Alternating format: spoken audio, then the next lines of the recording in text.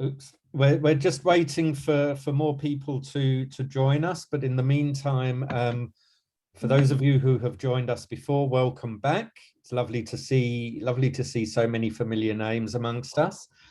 For those of you who haven't joined us before, welcome.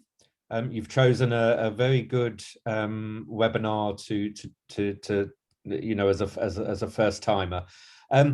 Just a couple of house rules, as always. Very happy for you all to have your video switched on, but if you could just mute your microphones so that all the focus can go to our speaker this evening. I'm just letting more people in from the waiting room, so do just bear with me. Yeah, and anyone here who may have joined our Solidarity with Israel rally this past Sunday, if you did join us, thank you very much for joining us, for braving the pretty awful weather. But you know, even if you weren't there, you may have heard or you may have read on social media that it was an overwhelmingly successful turnout. Everything seemed to be against us that day. We had the Northern Line was down, there were overhead train closures, the weather was really awful, but despite that we had over 2,000 people there, and it was a really fantastic event. So for those of you who joined us, thank you. For those who didn't, I hope you've enjoyed watching, reading about it online, in the press and on social media if you are on that. Okay, so this evening, you know, these past couple of weeks, Israel has been fighting a battle in, you know, on the ground or from the air. And this evening we're going to explore another facet of Israel, all about its prowess in space. For those of us who are sci-fi aficionados, you know, space, the final frontier, and all that. For me, it's, you know, I'm 51 years old, and for me, it's still a fascinating subject. You know, our speaker this evening has 3 sons, and I was just saying to her just now that, you know, how lucky those boys were to have such a cool mum with such knowledge about space. So I shall stop warbling in a few minutes. I'm just going to introduce our guest speaker, who is basically Dr. Gloria Volohonsky. She was born in Leningrad, and as a child, her family emigrated to Israel. They made aliyah. She now, however, lives in France, and she is heavily engaged in science education and outreach. She has a unique science program that she developed for 2 to 3 year olds, and that is now successfully implemented within daycare centers. I'm sure we'll hear much more about it all from Dr. Gloria. So without further ado, I am going to hand over to our guest speaker, Dr. Gloria Volohonsky. Welcome, Gloria, and thank you very much for joining us. I'm going to hand over to you because everyone has come to hear from you and not from me. So welcome. Thank you for the nice introduction, and thank you for inviting me. So I will start sharing my screen.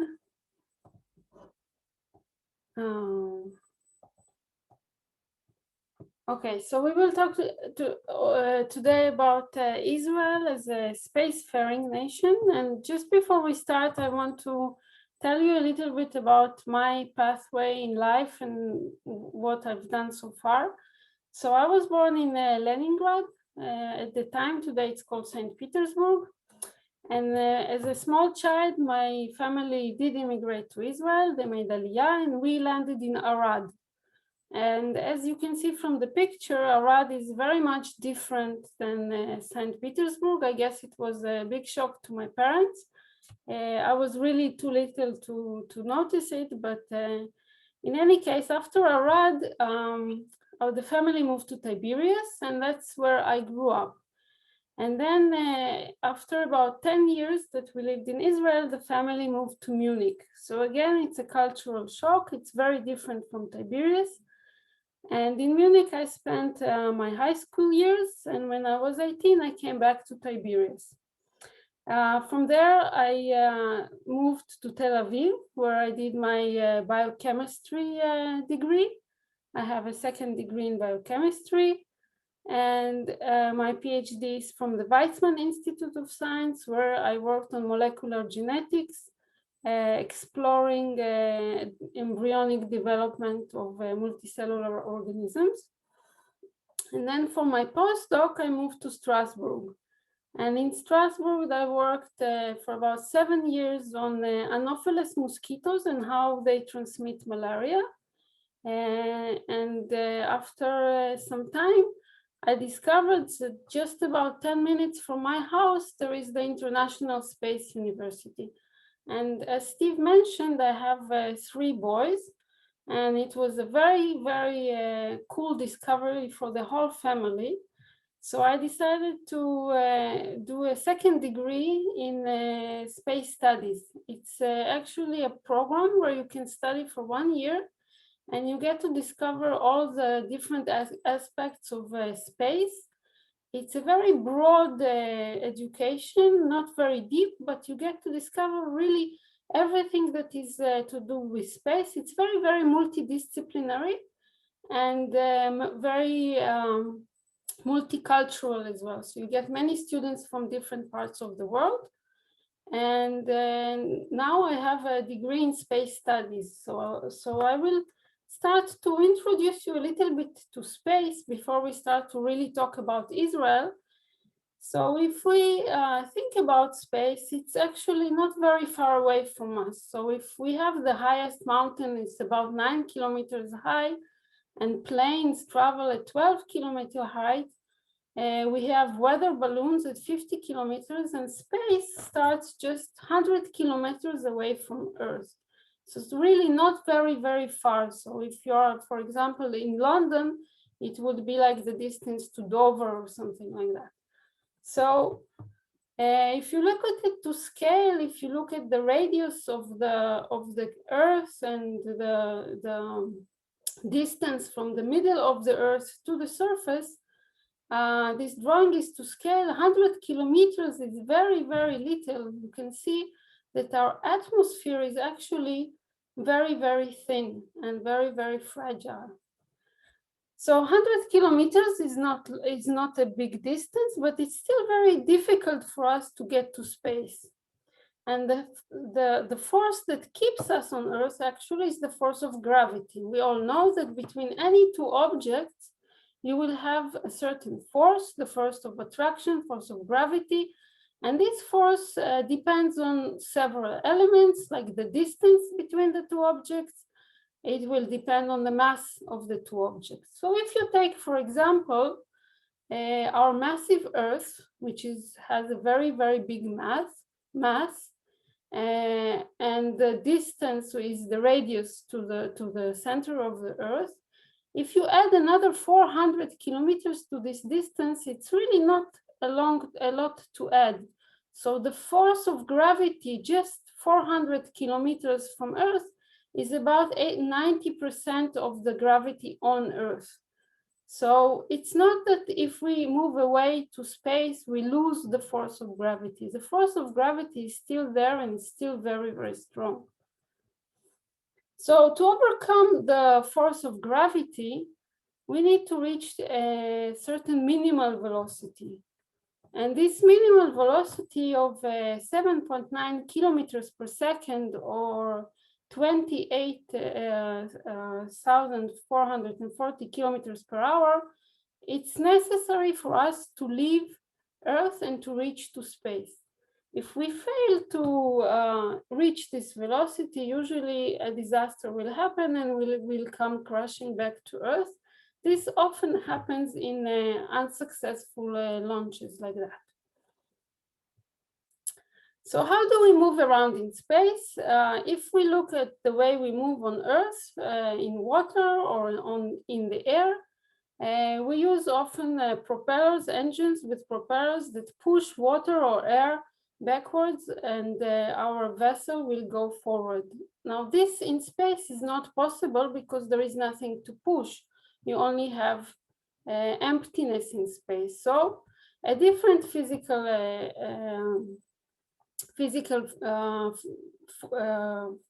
phenomena or physical principle of action-reaction is used to move forward. So for every action that we do, we have a reaction that goes in the other way. So if we push, for example, against the wall will push with the same force against us. This guy that you see here, he's throwing something in one direction and he's moving back in the other direction. That here happens because he's on wheels and he has very little friction. In reality, if you do that standing, you will not really go backwards because of friction. But this is exactly the same principle by which rockets go up into space and move in space. This happens when the rocket ejects enormous amounts of hot gas in one direction, the rocket moves in an opposite direction. So the way to move forward is to push gas downwards. This is how rockets launch. So a little bit of history. The first object in space was Sputnik 1. And Sputnik 1 was a little metal ball with 4 antennas. It was weighing 86 kilograms.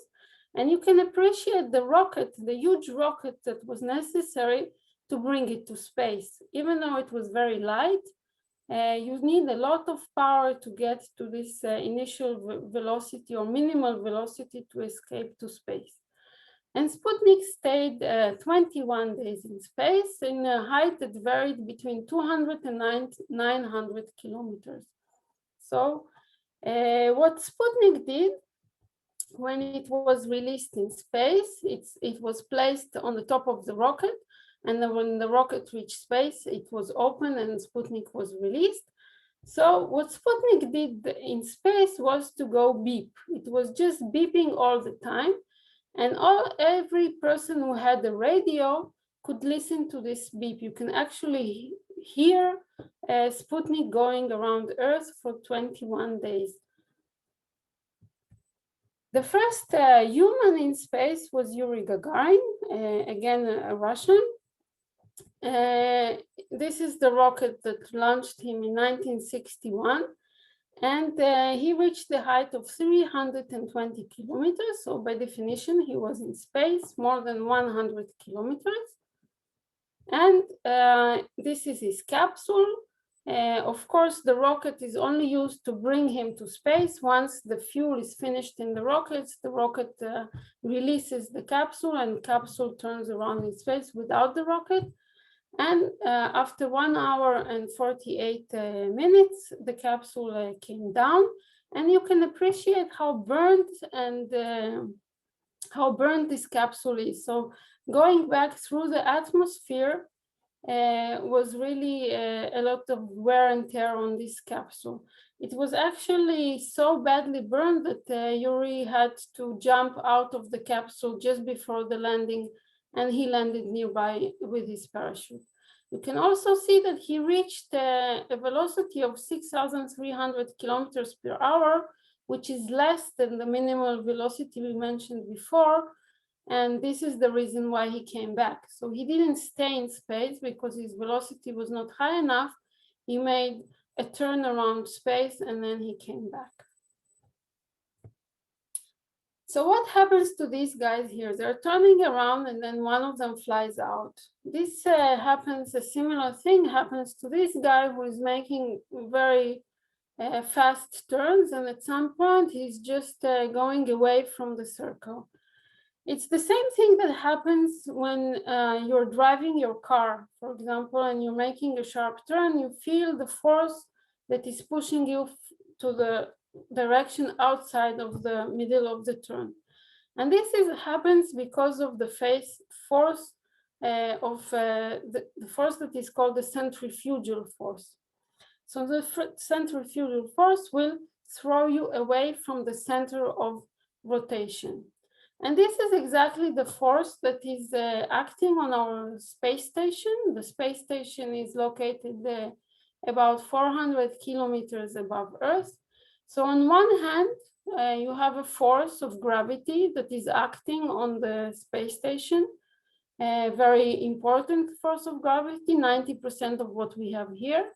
On the other hand, you have the force of the centrifugal force, because the space station is turning around Earth. And as a result, the forces even out, the force is zero. And what you get is actually a feeling of weightlessness. So the astronauts on the space station, they feel weightless, not because they are far away from Earth and there is no gravity there, but because they're turning around Earth. If the space station were to stop, for example, it will come directly back to Earth, crashing. And that happens sometimes to space stations, as we know. So let's look what satellites are around us. We said that, okay, the radius of Earth is about 6,400 kilometers. At the height of 400 kilometers, we have our space station, and we have a space telescope. This is called low Earth orbit. We also have some imaging satellites on this in this height. A little further away, at 20,000 kilometers, we have our GPS satellites. GPS satellites are the satellites that talk to your phone, for example, when you are looking on Google Maps where you are, and you get a location of where your phone is. The phone is actually connecting with at least 4 satellites to get the precise location of where you are on Earth.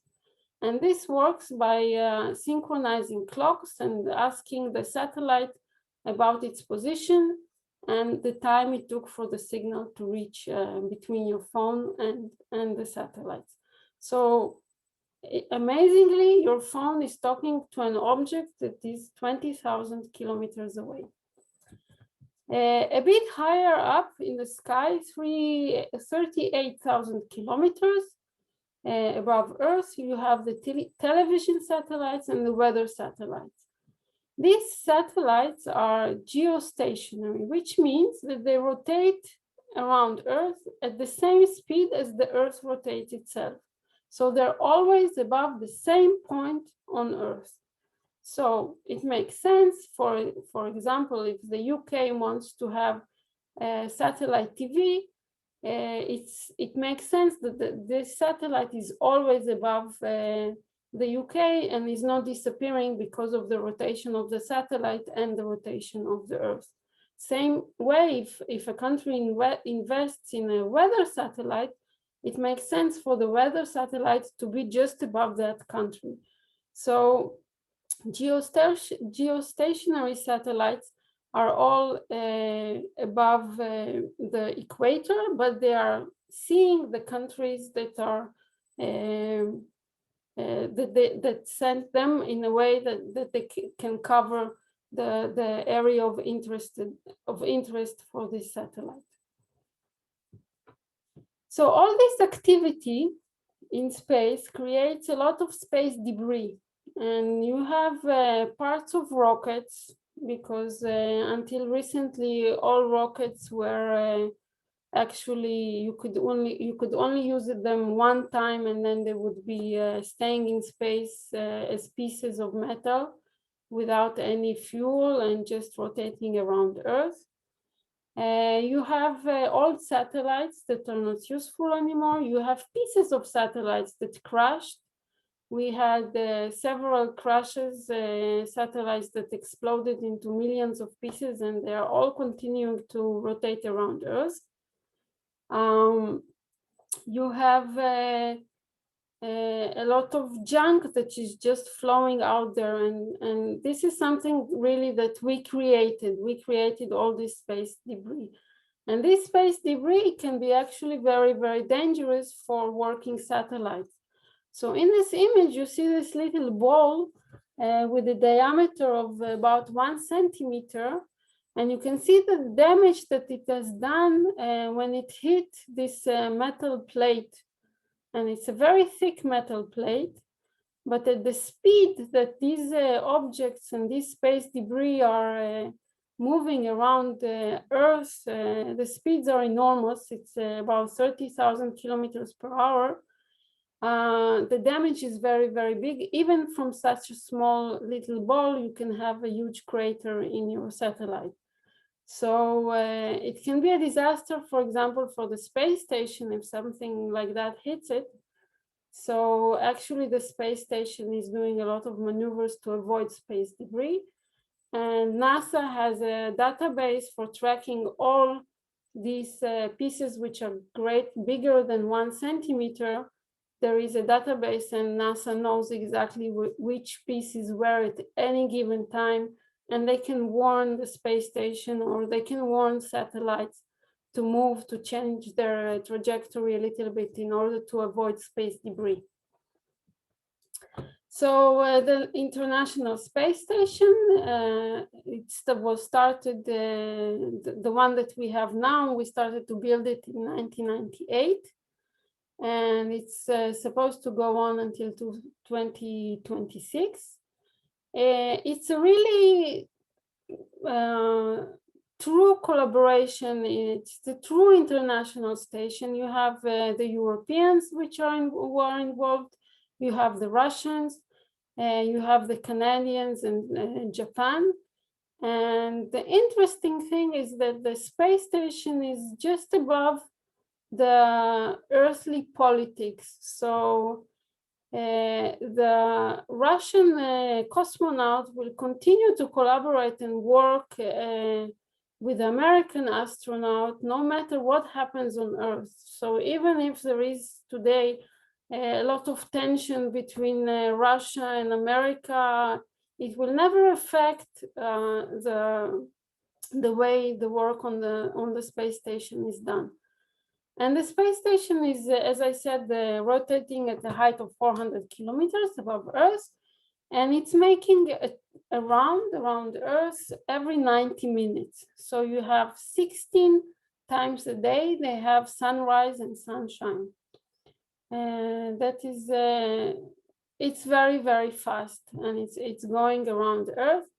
And because Earth is rotating at the same time, they go above a different place each time.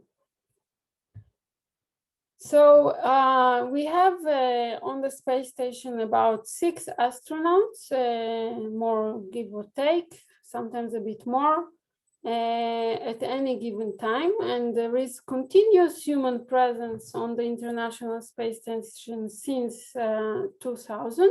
So for the last 21 years, there have always been a few people who are not on Earth, who are on the space station. So it's obviously astronauts who work on the space station. So how do you become an astronaut? What do you need to do if you decide to be an astronaut?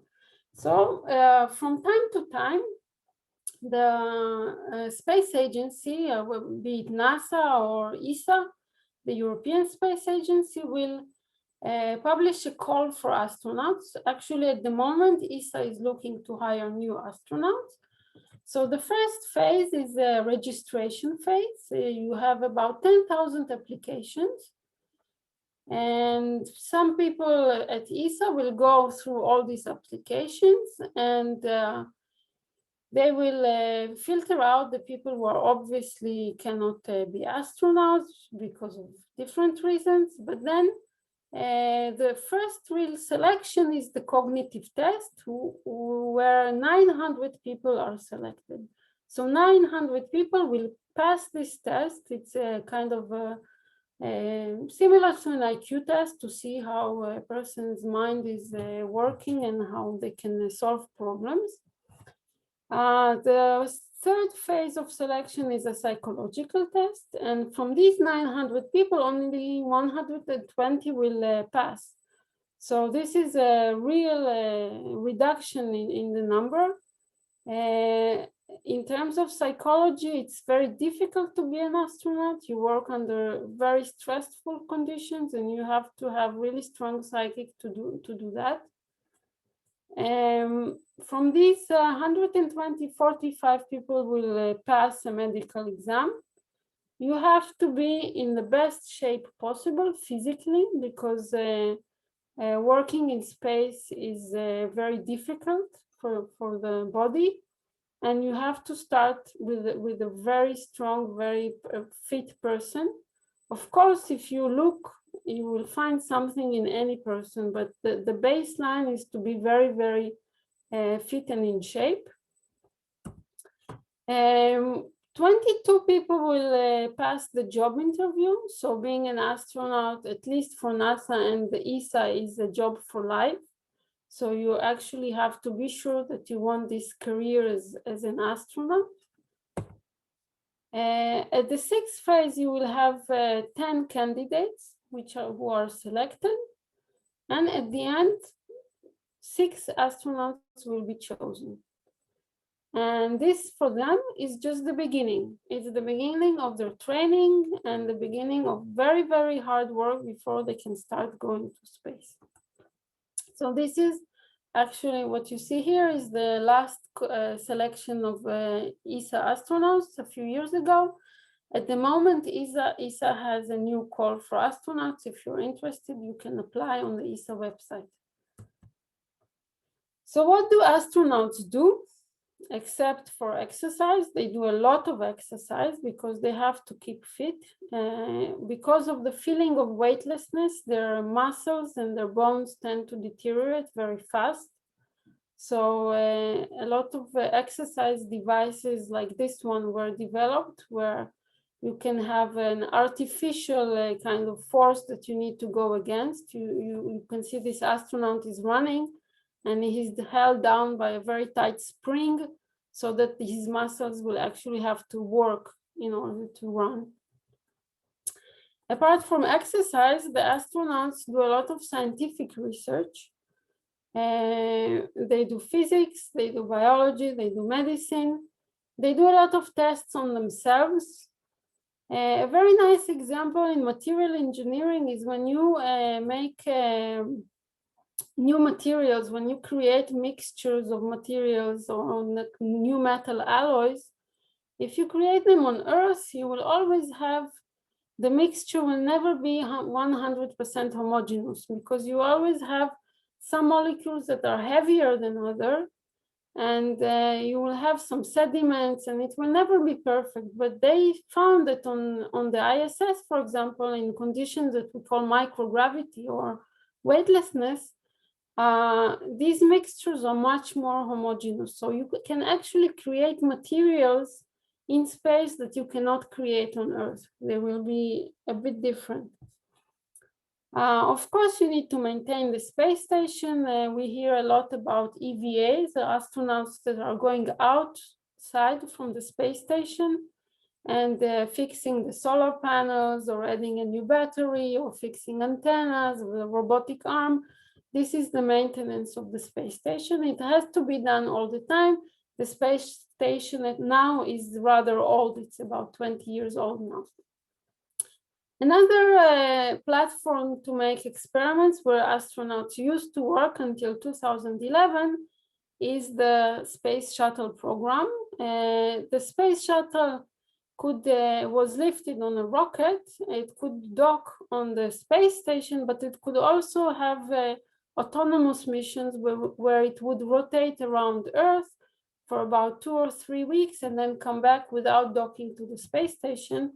And the coming back of the shuttle was very, very nice for astronauts, because they were sitting down just like in an airplane, landing in the field, and then nothing, no splash down or not hitting the ground really like in a capsule.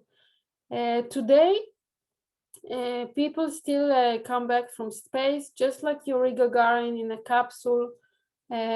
Americans prefer to splash down in the ocean. The Russians, they usually land in the desert, somewhere in Kazakhstan. I mentioned the telescope, which is at 400 kilometers above us. This is the Hubble Space Telescope. It's been launched in 1990. It's been working since. Actually, when it was launched in the beginning, it had a bad mirror, so it didn't work. It was a big disappointment for the people who launched it.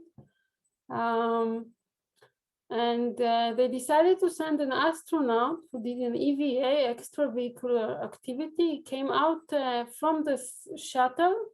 It was a shuttle mission. He came out from the shuttle, he fixed the mirror, he changed the mirror, he fixed the telescope, and the telescope started working, and it's been giving us very valuable data about different galaxies and the universe in general ever since. So some people actually define the job of an astronaut as operating complicated machinery in very extreme environments.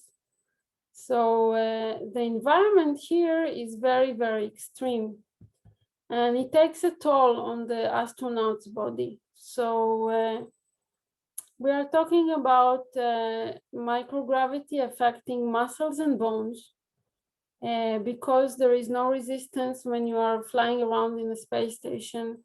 The muscles tend to deteriorate, and also the bones lose density because of that.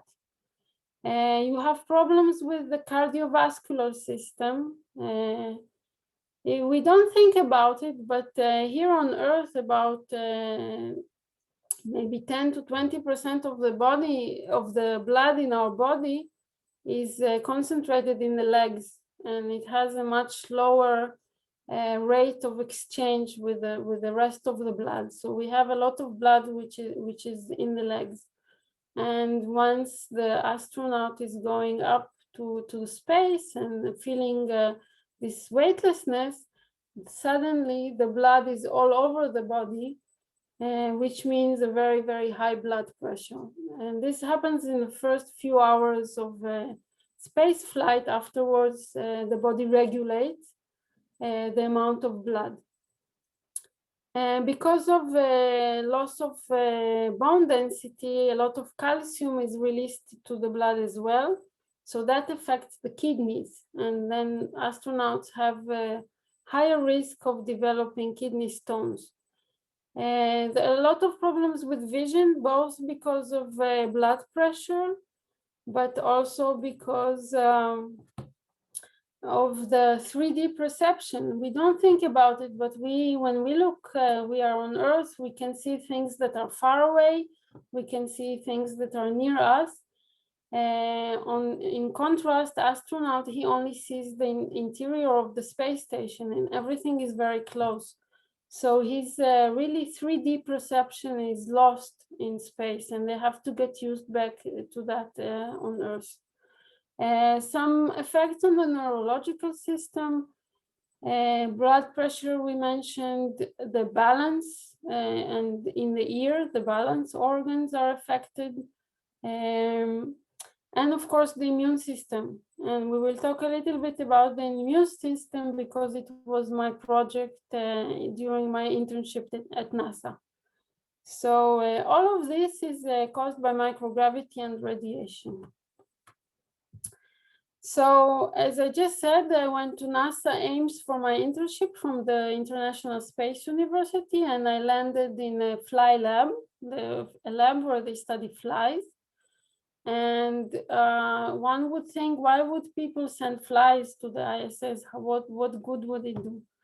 So if you look at a normal fly under the microscope, you see this creature with the big eyes and wings. It's actually very tiny. These are fruit flies called Drosophila, and they are a very good model organism in the lab. And this fly on the right here is a fly who is a mutant. He is lacking a gene that is responsible for fighting fungi. And if it's not grown under sterile conditions, if you put it under normal conditions, this fly is dead very, very quickly. So actually, we may not think about it, but flies, they have a very strong immune system.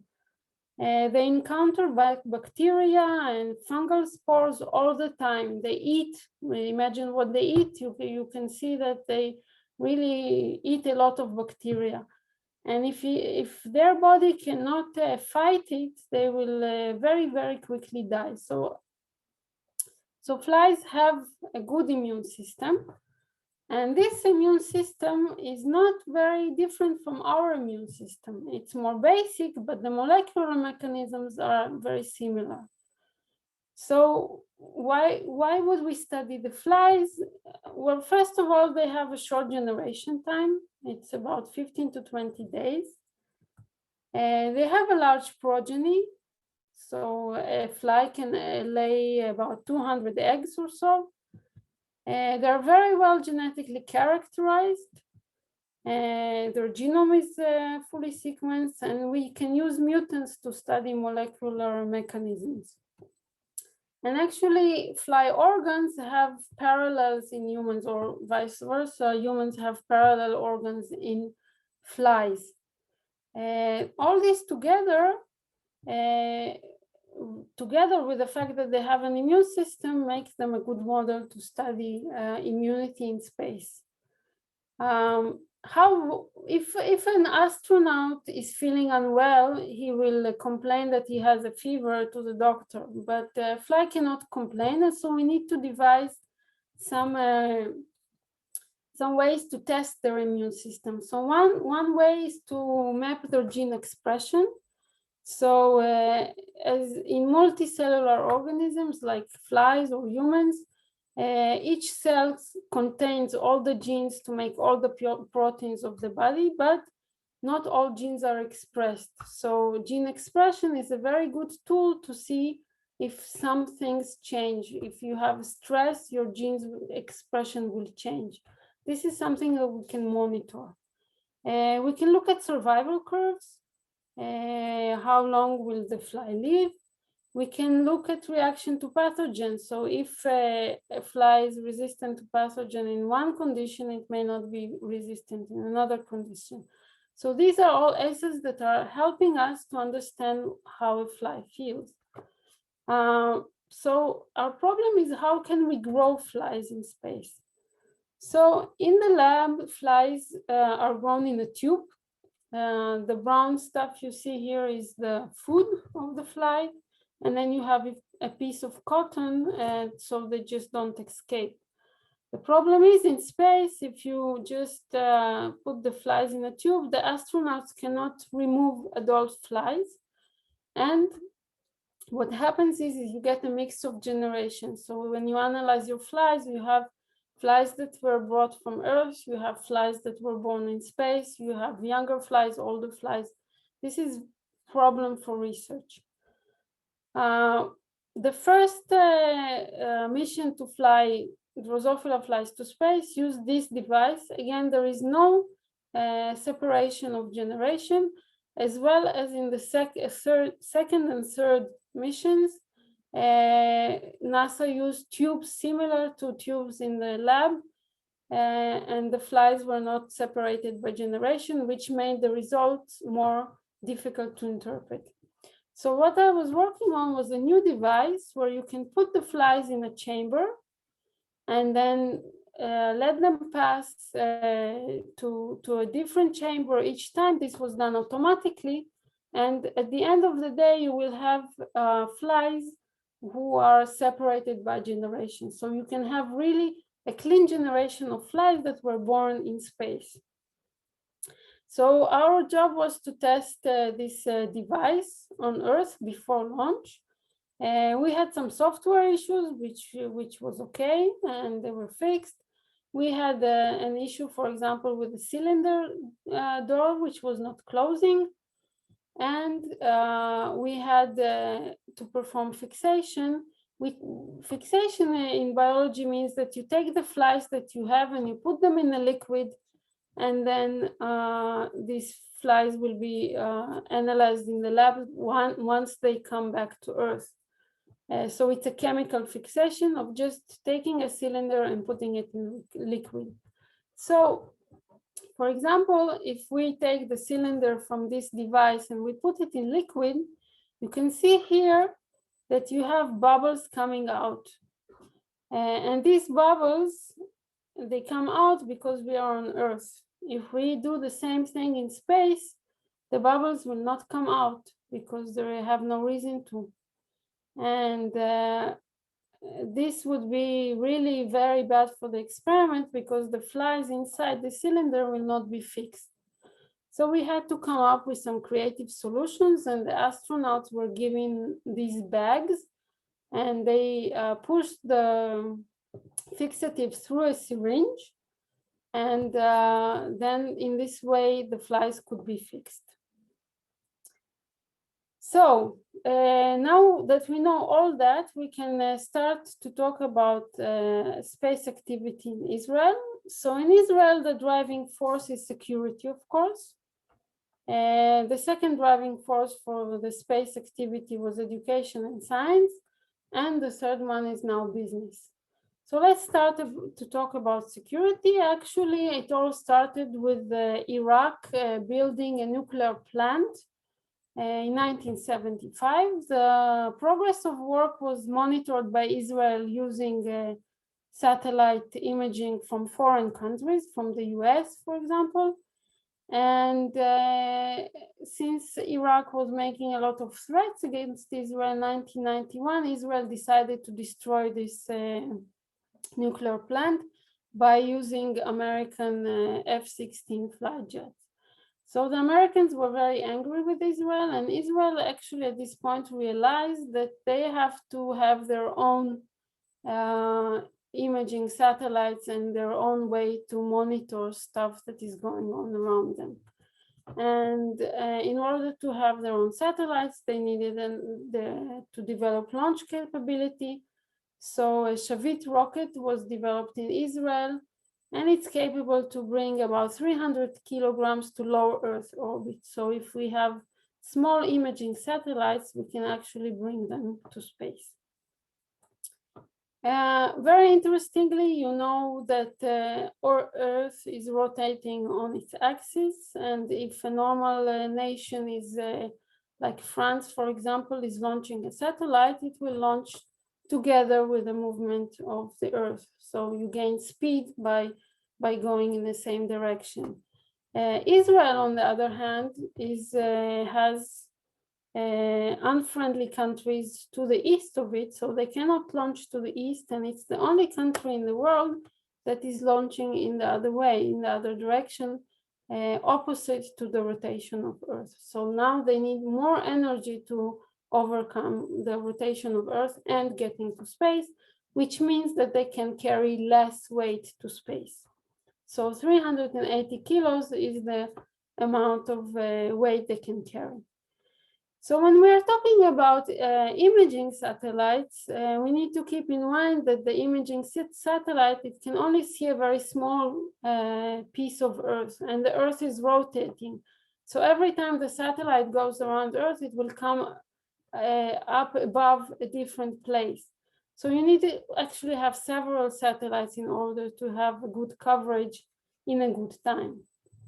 So there are Israel has developed and launched 11 satellites from the OFEC series. These are imaging satellites, and they were launched by Shavit rocket, so that Israel would have no explaining to do to other countries. If you launch from another country, you have to really say what you're launching and for what purpose. There are 7 AMOS series of communication satellites. These were not launched by Shavit, they're very heavy.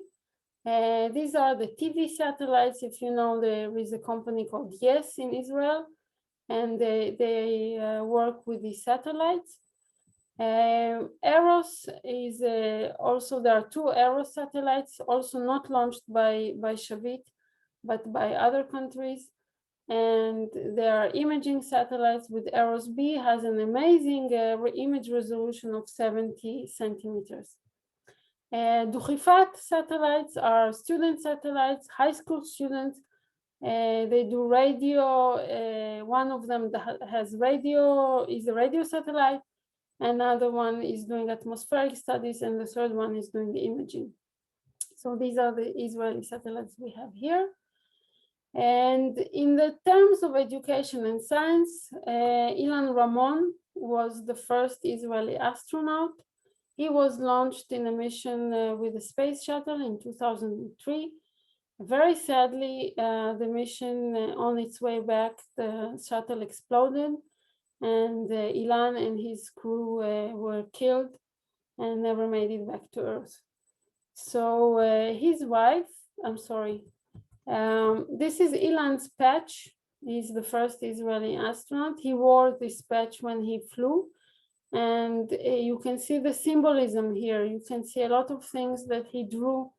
You can see the Bible, you can see the Israeli flag, you can see Kinor David, a dove, some stars, two shofars, very, very symbolic.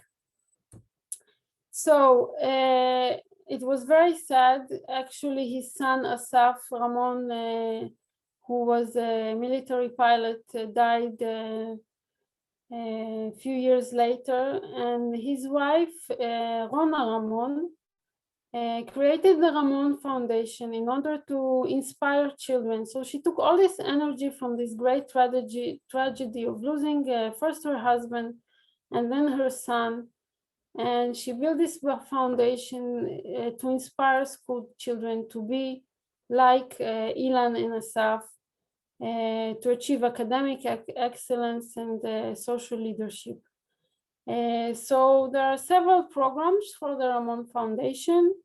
Space Lab is a unique opportunity for children to send experiments to the ISS. They have a community of space educators. They have even Space Kids, a program for children in kindergartens. So they're continuing with this education, and the biggest mission they have now is the Akia mission, and it is to send the second Israeli astronaut to space. He will perform about 44 different experiments proposed both by students and by companies, and he will give lessons to space. This is a private mission, so he's not a national astronaut like Ilan, but he's a private astronaut, and an agreement with SpaceX is already signed to send him to space. So question is, why stop at ISS? We can go to the moon. Beresheet in 2019 was a mission to the moon. Started as an X Prize competition for a spacecraft to land and move 500 meters on the moon. It was privately funded.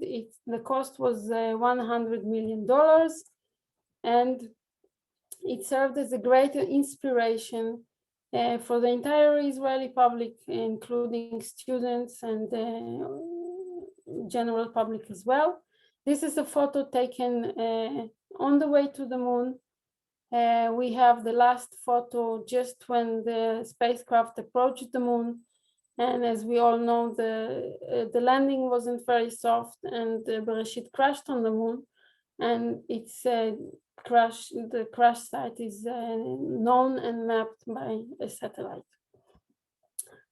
Question is, why stop at the moon? We can go to Mars. Now, this photo really is a photo of Mars. It really reminds me of Arad. There is a program in Machtesh Ramon, not far from Arad, called D-Mars, and they do analog missions to Mars. So it's a way to prepare us how will we work, what will we do when we go to Mars. They take people live there for several weeks without external contact. They learn how to collect soil samples, how to analyze them, how to be in confinement, how to live only with their suits on. And it's actually a good practice before we go to Mars. So the last thing I want to talk about is the business part of space activity. And we are now in an era which is called New Space, and this came with reusable rockets. by SpaceX, which really reduced prices of launch. So now it's much easier to launch something to space. It costs much less. We have also at the same time a reduction in satellite size.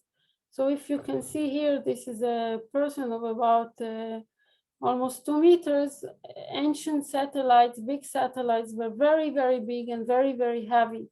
And today we have satellites which are 10 by 10 by 10 centimeters. So 1 kilogram satellites. And they can also do the job of the imaging and the radio connection and whatever we want them to do. So this made the space affordable, and companies are starting to use that. One company is Spacepharma, which is doing kind of a lab on a satellite. You can send your cells if you want, or you can send some tissues, you can send drugs, and you can see online remotely how these things behave in space. Another company that reached the ISS in a collaboration with Russian astronauts, cosmonauts, is Aleph Farms. They are growing meat, so their objective is to feed the astronauts with steaks without actually killing or bringing a cow to the ISS. Another example is the STEMRAD, who are doing radiation protection and creating suits for astronauts that will protect them from radiation. This will be very important for missions to Mars, for example. And the last company I want to discuss is Effective Space, which are doing prolonging life of satellites. Actually, they invented a satellite that has fuel and can attach to other satellites which are not working anymore because they don't have any more power. And they give power to satellites. This is a very good way to fight the enormous amount of space debris, because instead of launching another satellite, you can prolong an old satellite's life and it will function for another 5 or 10 years. Then you have a little less space debris in space. Other startups are on the way. And I think I will finish here and summarize just that what we talked about. I just gave you an introduction to space. Where is space? What is space? What are people doing in space? And what satellites we have in space? We talked about Israel's activity, developing launch capabilities, education science, and new space in Israel. I know I went a little faster at the end, but I guess I have 3 more minutes. I'm happy to take questions for as long as necessary. And I just want you to leave this talk with the feeling that regardless your profession, whatever you do, whether you're an artist or an architect or a lawyer or a scientist or an engineer, of course, if you're passionate about space, you can always find a job in the sector. You can join the team and join this effort of humanity to understand our world and maybe someday leave our planet and go to other planets as well. So I thank you for your attention. And if you have questions, I'm happy to take. Okay, thank you, Gloria. That was it was certainly a very fascinating presentation. What I found most interesting is the relative proximity of space to the Earth's atmosphere. I mean, I personally, earlier this month, I did a sky jump, and that was from 15,000 feet. So that was about 5 kilometers. And I thoroughly enjoyed it. And we did a free fall for 60 seconds. So I can only imagine what it is to go up into space. Absolutely fascinating. I've got quite a few questions here. I'll do my best to get through them. Firstly, whilst it's in my mind, you touched briefly on the Beresheet moon landing craft. So my question will be twofold. Firstly, some of the audience may know this, but where was the launching site in Israel, and For also Beresheet, it was taken to the US, I think. okay, It yes, was yes, you're right, yes, okay. yeah.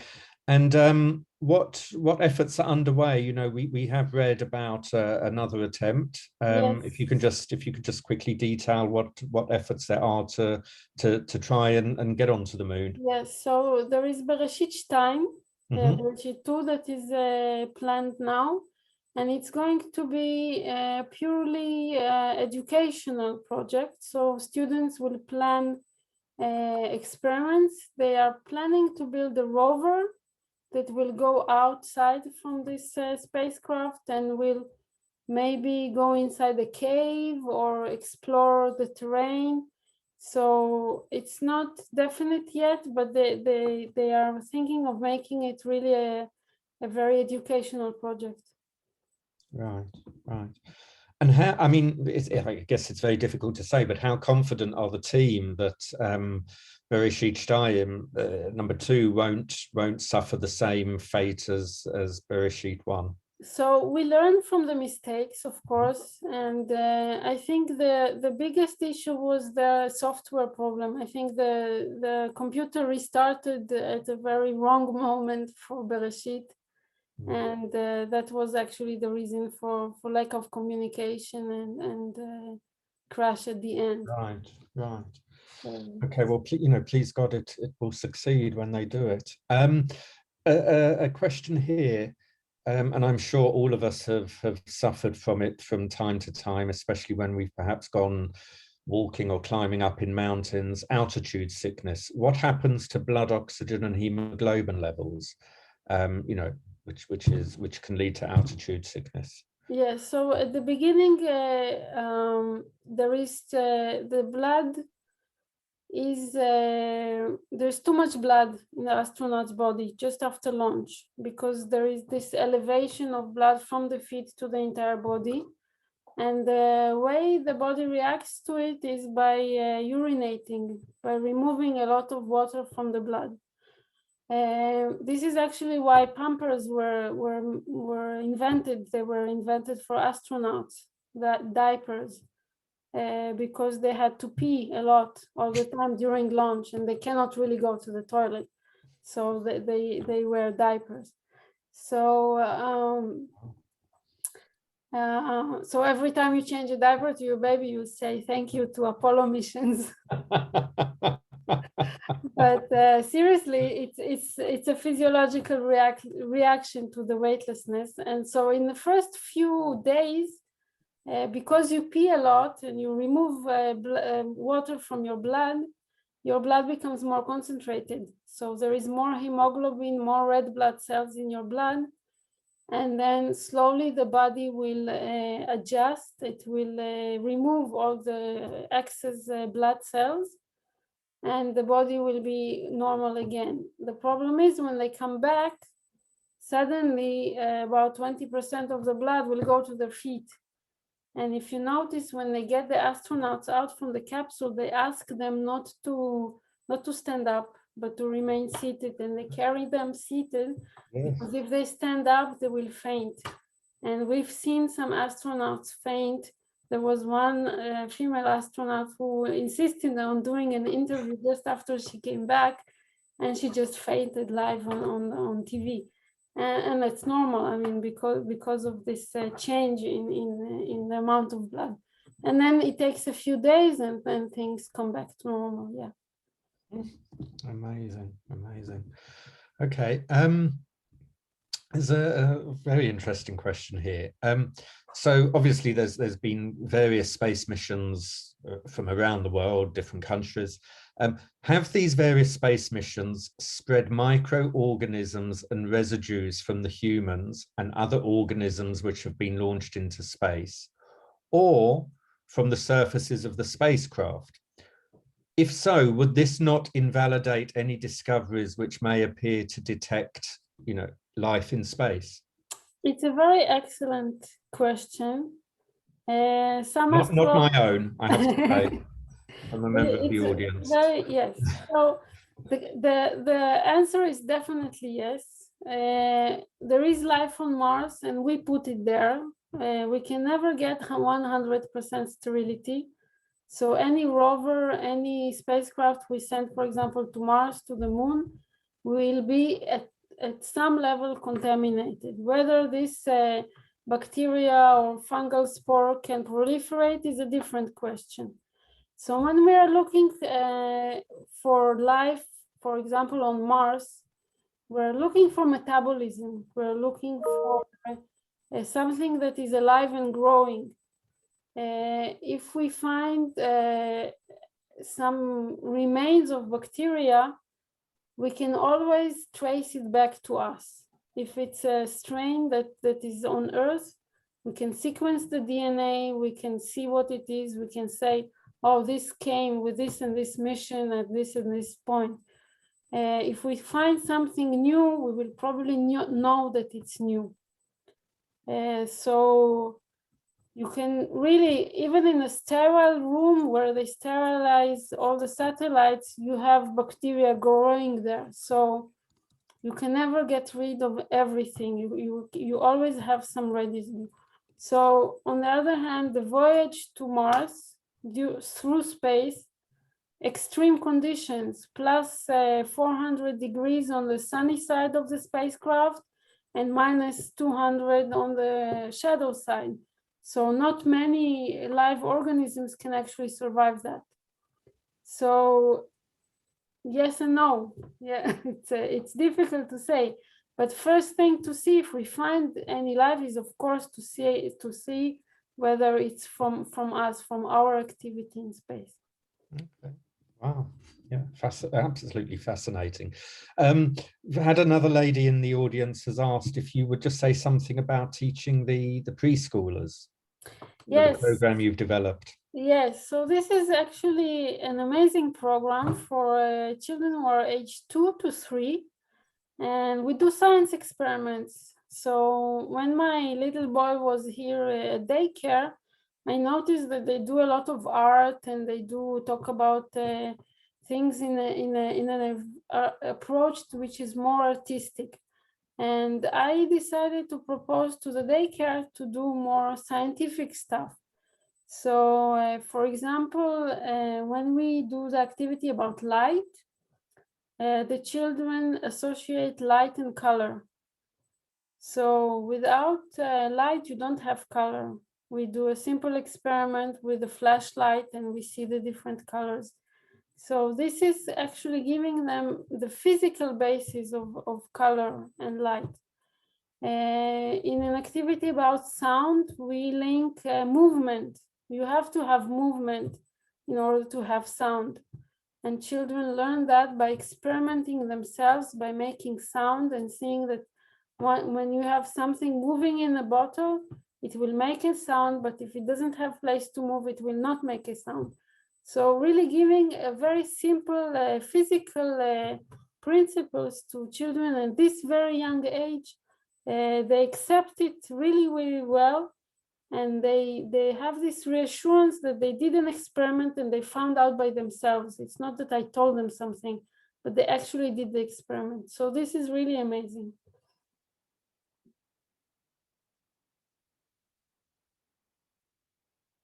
I'm on mute. I made that that very typical Zoom faux pas of speaking whilst I'm on mute.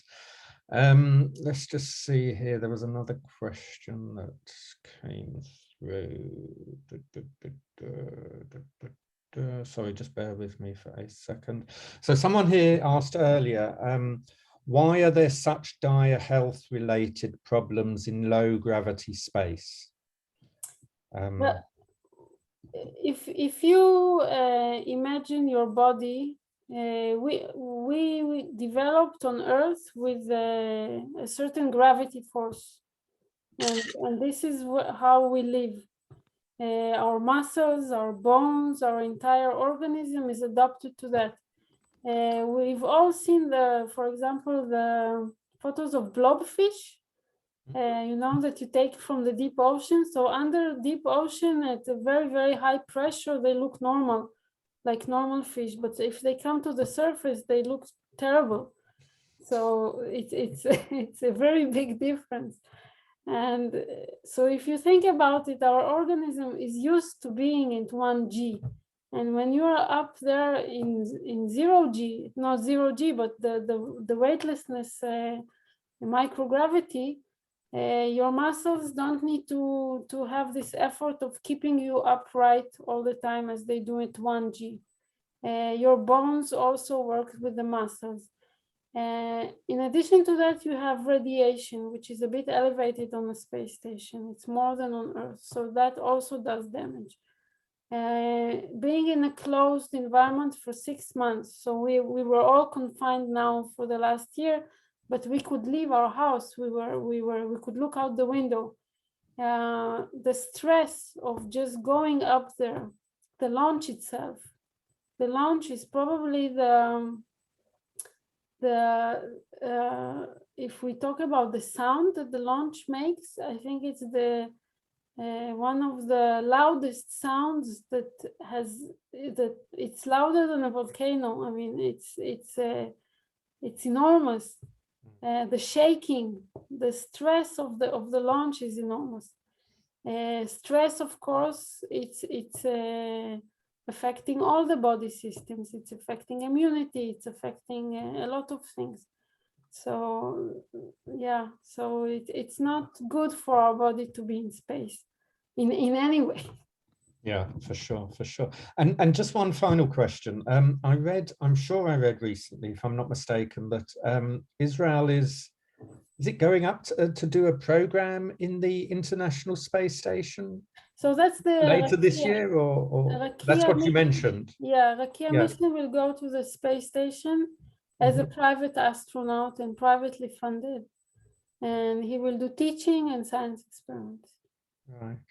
And you mentioned that can you sign up for that, or you can what I mentioned is the call for astronauts from ESA, from the European Space Agency. They're looking to hire astronauts. So okay, right.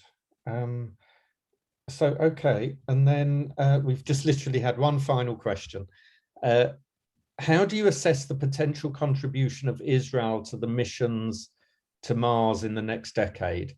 Israel is famous as the startup nation with incredible innovation, especially in nanotechnology for faster, lighter satellites on deep space missions. So I don't have enough data to answer this question. I'm sure that people are working there. I know, for example, for the moon mission, there is a talk about building a village on the moon. I know there are startups, Israeli startups, that are trying to be there ahead of time. I'm sure that things are cooking. I mean, things are being in preparation. Cannot give you specific details, I just don't know, but I'm sure that there will be, if not entire missions, but at least components of missions that will be done by Israel for bigger missions to Mars, yes. Very exciting times ahead. Yes. So Dr. Gloria, thank you very much. Thank you for inviting me. Would you be okay if I gave your email address to the Absolutely. audience, which I will do. I'll send it in our follow-up email that I send out to all of you, so that if you do have any questions for Dr. Gloria, then you can contact her directly. So thank you very much on behalf of us all and on behalf of the ZF and the WZO in the UK. Be well. Thank you. You too. You know, please God, we can look forward to future future Israeli successes in space. Yes, definitely. Thank you very much. Thank you very much. Thanks, everyone. Bye-bye. Thank you. Bye-bye.